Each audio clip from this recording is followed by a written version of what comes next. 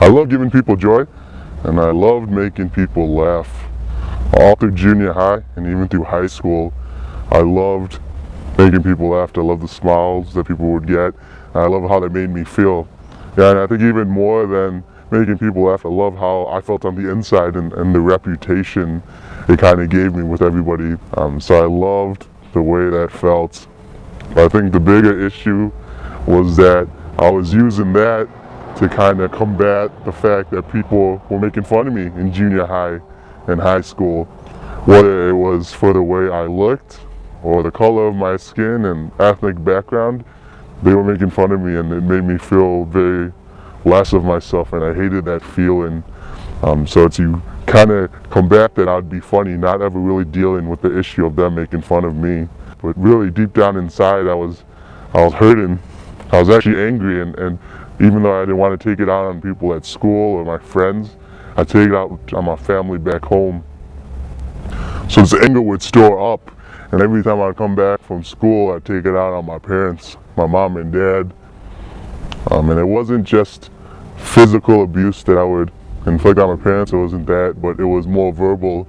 I'd belittle my parents, calling them different names. Anything in the book, I'd call my mom to make her feel less like of a woman. I remember one time I was arguing with my mom and dad over something stupid. I don't even remember what it was. And then they got verbally abusive when I called my mom a whore. And I would yell at her over and over again. And I'll just take my anger out on my parents rather than dealing with it with my friends, because I didn't want them to see who I was. I hid it away from my friends and from school. I didn't want them to see me for who I really was. I was really scared, and that developed more and more, and the anger issues got more and more. I started getting a gym membership and started lifting, but that didn't help. That kind of just fueled it. Gave me more of an ego around my friends and gave me more muscle to throw around at home with my parents and family. It really got bad to the point my parents wanted me to go see counseling in high school to deal with my anger issues, but I didn't want to do it either because I wanted to remain hidden. My name is Jim Vilson. I graduated from NIU and now I'm on staff with Cru. And now I'm unashamed of my anger. Because in 2007 I accepted Jesus Christ as my Lord and Savior. And because of that, He gave me a joy that was more real and more permanent.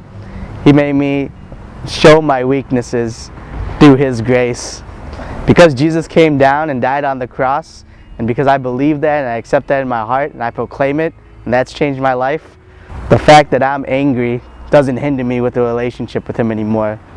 Rather, it changes that.